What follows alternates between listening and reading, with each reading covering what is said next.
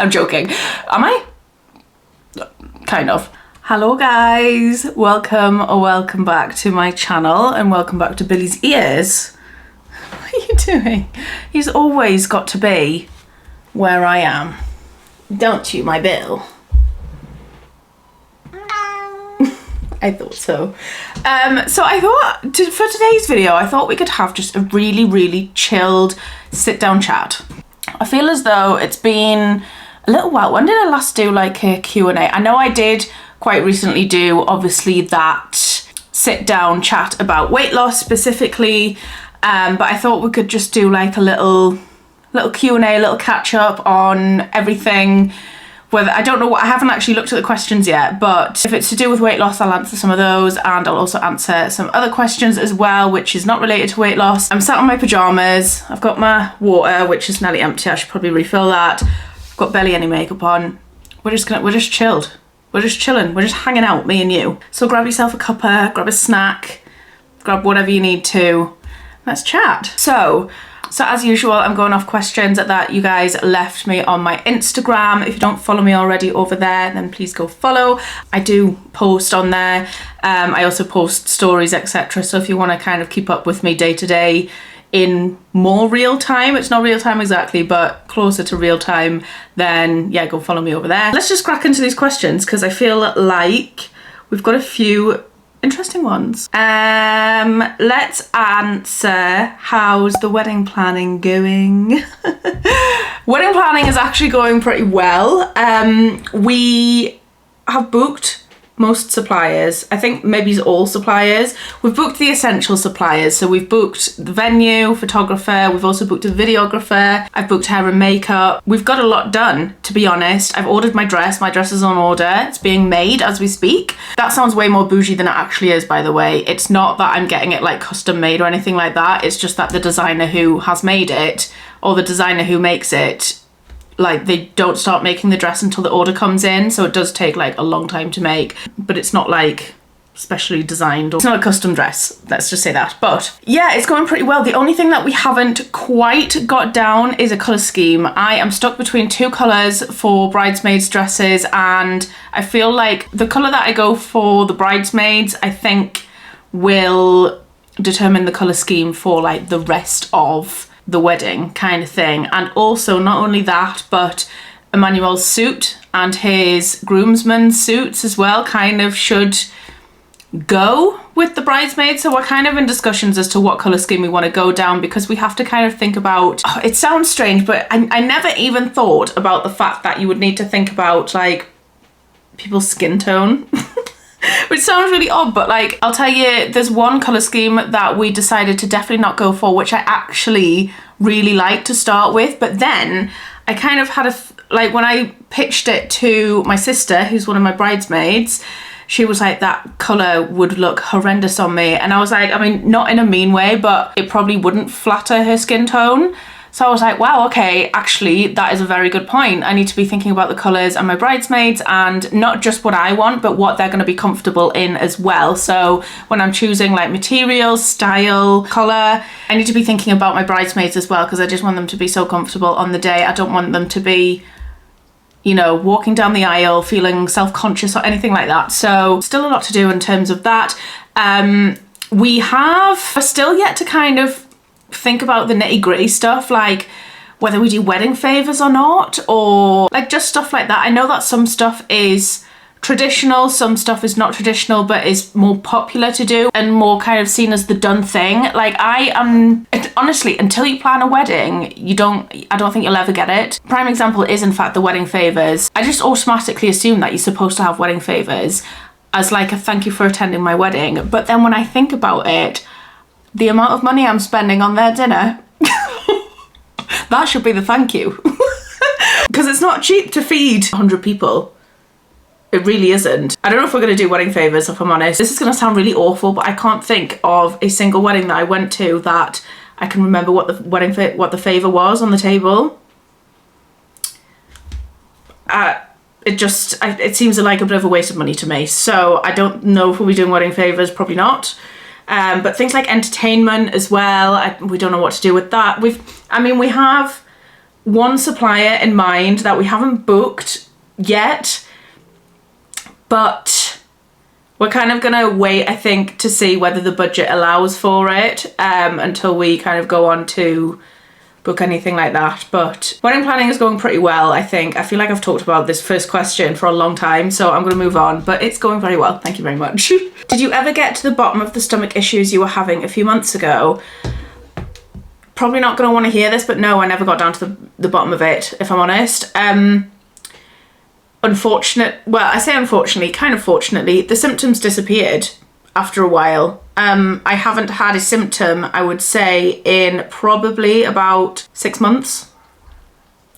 So I'm kind of not really in the position to go back to the doctors because I'm not currently in pain. I know that sounds awful and we shouldn't be made to feel that way, but I will not be, they will not take me seriously unless I'm presenting with current symptoms. You know, they did tell me that at the doctors initially. They were like, I mean, it took a long time to get a pelvic scan. It took a lot of convincing to even get a pelvic scan. The pelvic scan came back clear. I know there are further steps that you can take in terms of determining whether you have endometriosis or PCOS or that kind of thing. However, if I haven't experienced any symptoms for 6 months post getting a pelvic scan, they're not going to do those extra steps for me because they don't have the funds for it. It's as frank as that, and it is bad. It is really bad. Unless I were to go private, I don't think I'm going to get a definite answer. But again, what is the point in going to and paying a private hospital or private doctor to go in and say, well, I was having these symptoms 6 months ago? Doesn't make sense. So if I were to present with more symptoms again, I would obviously go back through and I would potentially like think about going private as well, just to see what's going on. But at the moment I've got no symptoms, so it's a mystery at the moment. Complete mystery. Series recommendations. I am still watching Manifest at the moment. A few of you told me that it was on Sky. I don't have Sky, unfortunately, but you can watch it on, I think it's on Now TV. I watched season 3 on, because if you missed a couple of vlogs ago, basically Netflix has season 1, 2 and season 4. It doesn't have season 3, which was very annoying. So you can sign up for a week trial of Now TV and watch season 3 and then cancel it, which is what I did. So yeah, you can get through Now TV. Yeah, Manifest is very, very good. Would recommend that one. Did you ever struggle with binge eating? If so, how did you stop?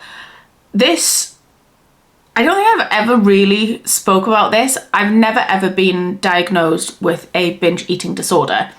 However, I have eaten in excess in terms of like binging behavior. I've definitely presented with that, but I've never been to the doctors, never been diagnosed, never been, gone through that. It's difficult to say like, how did you stop? Because everyone's experience with that kind of mentality is different, and learning to stop that is going to be different for absolutely everyone. But I don't know. I really don't know. It was just, I think it probably ties into when I had that light bulb moment where I knew things needed to change and I just stopped. And I know that's probably not what you want to hear, but I can't really give you any advice on that, unfortunately, because I don't have advice on what steps I took to stop binging, because I didn't really do any steps. I just stopped, and that's not helpful for anyone who's on that. But what I would suggest is that you go and see a doctor, and maybe discuss it with them. I know that the NHS does do kind of weight management plans and stuff like that, so maybe have a think at seeing a GP and seeing what they can do for you if it's something that you feel like is out of control for you. Will you keep your hair shorter for a while instead of extensions? It looks so good. Yes. So I've taken my extensions out, which if you saw the last vlog, you'll have seen me take them out. No, it wasn't in the last vlog. Basically, I took my extensions out. I've got my colour redone. I'm a little bit darker. Not dark, but darker than I was. I don't really have any plans of putting the extensions back in. I kind of feel like I really need to just keep my hair extensions out for now. I might buy some like clip-ins or something like that for when I'm going on like a night out or date night or whatever. But for the moment, I'm keeping the extensions out. I have just clipped it up, so I don't know whether you can see, but it is quite a lot shorter than it was because I did get it trimmed. But yeah, extensions are staying out for the time being. I will probably say potentially until after the wedding, which is obviously like next year If I do manage that, I will be very impressed, because that is probably the longest, aside from when I had a bob, that's probably the longest that I've not had extensions in, just saying. So yeah, fingers crossed that I can do that and that I can get my hair into the most healthy state that it's ever been in. Are you going to vlog your holidays like you did solo? Yes, I am. There's nothing I love more than doing travel vlogs. I really, really enjoy them, and I'm hoping that we... I think there was another question here about, any travel plans for over the summer. We do have quite a few plans this summer that we want to go to a couple of different places. So yeah, we want to get that. We want to get some traveling in. There's one thing that Emmanuel wants to do, which obviously I'll be coming along and vlogging too. However, we haven't really organised it, but it's something that will take quite a lot of planning to do. And we haven't planned any of it, so I don't know. But yeah, I will be vlogging my holidays. I love holiday vlogging. I don't think I could go away and not vlog it. I just don't think I could do it. It's too much fun to share. Do you both want children? Yes, we do. Debating on how many we want, but what will happen will happen. I'm not going to say we are going to have 3 kids or whatever. Who knows? Watch the space. Not before the wedding though. Not before the wedding. No, this is another update on the wedding. We're having it child free. There's no kids at the wedding, so think of that what you will, but that's our personal choice. We don't want children at our wedding, so I will definitely not be having my own child there. So no children before the wedding, no babies, but yes, we do want them eventually. Did you ever complete your couch to 5k? Nope. No, I didn't. Occasionally I do go. I think I've discussed this a little bit before, but I don't do the couch to 5k anymore, but I do occasionally go for runs. That's sun. Hang on. Right. Don't know why I didn't think of this before. What was I saying? Yeah, so I haven't done the couch to 5k. Didn't finish it. Didn't carry on with it, but I do very occasionally just go for a run, just the odd run when I fancy it, because I've got a very non-committal personality when it comes to things like exercise and diet. I can't follow plans. I just can't. It just doesn't. Following plans never works out for me. So I just kind of do it as and when I please, and that works for me. So some days I'll just spend half an hour on the walking pad, and then other days I'll be like, I'm gonna go out for a run. And that's pretty much it. So yeah, I don't go for runs that often, I won't lie. I'm not gonna say like I'm a runner girly or anything, but yeah, I go for runs as and when I please, and I have not done the couch to 5k. I have done it once before though, in like 2020 or 2021, I can't remember, but I did do it once, but never again. Someone said, how to grow my TikTok, recently downloaded and would like to earn due to losing job, please. I'm so sorry that you've lost your job. I can't even imagine that. In terms of TikTok, it's a bit of a funny one, because I don't really know how to grow it. I just know that you have to post a lot. In terms of earning money, you do have to have 10,000 followers. Oh, there's another criteria. I think there's definitely criteria that you have to hit in order to be in the Creator Fund or the Beta Fund. I can't remember what it's called. And your videos have to be over a minute long. So once you're in the Creator Fund, let's just call it that for now because I can't remember what it's called. If you're in the Creator Fund, then you then start making videos over a minute, and that's when you start earning.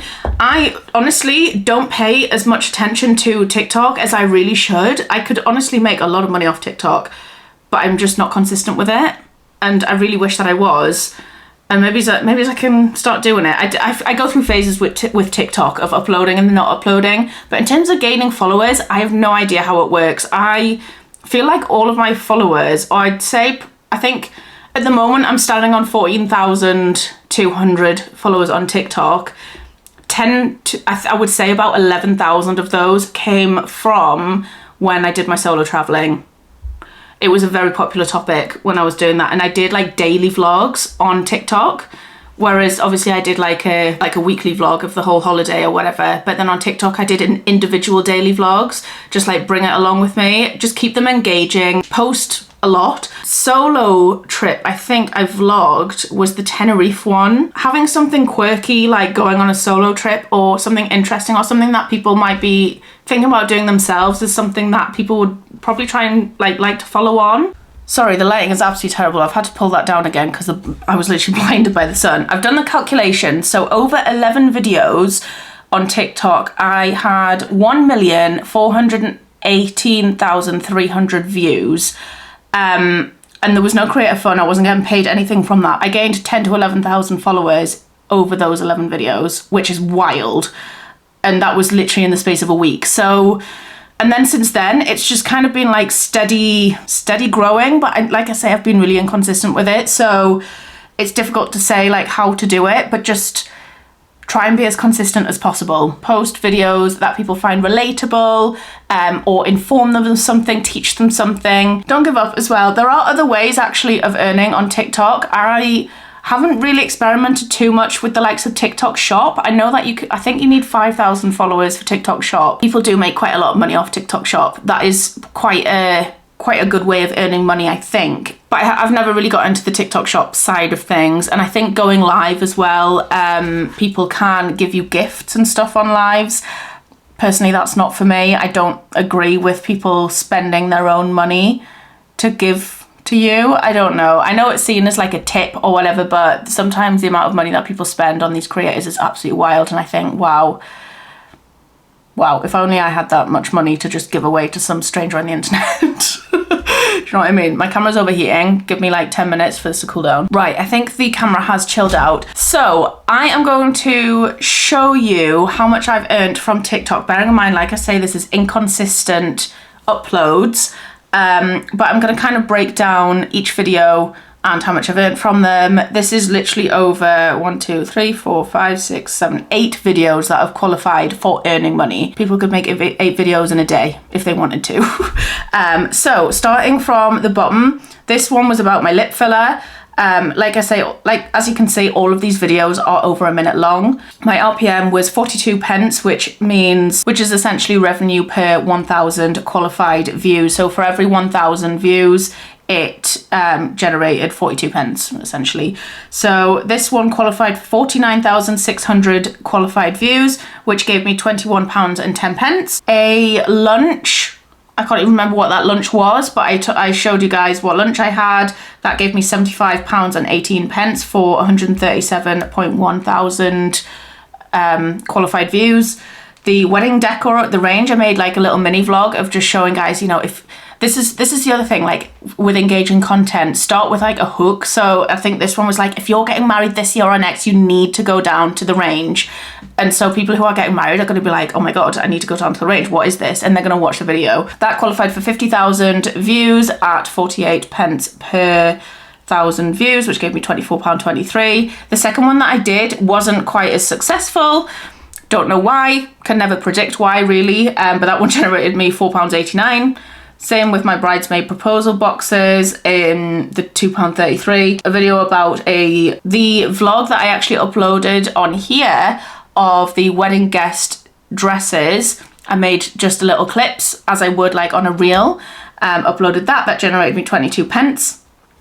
Every little helps. In total, that's generated me £228.65. And like I say, that is without being consistent. If you're consistent, opportunities are endless. All I will say is get that content out there, get those followers, get that bag, gal. You can do it, I believe in you. And I'm going to stop trying to be a bit more consistent because some of the money that these creators make on TikTok is wild. If you see me driving in a Range Rover, you know that my TikTok's doing well. I'm joking. Am I? Kind of. Anyway, I think I'm going to leave it there. I feel like I've rambled quite a lot. I don't know if I've answered that many questions. I did only put the question box up like quite recently, so not many has come in just yet. But I feel like I've done a fair few questions. Thank you so much for watching. I hope that you've enjoyed this little chilled catch up with me. But go and comment, subscribe if you're not already, and I will see you in my next video. Bye guys. Baby, let me love you.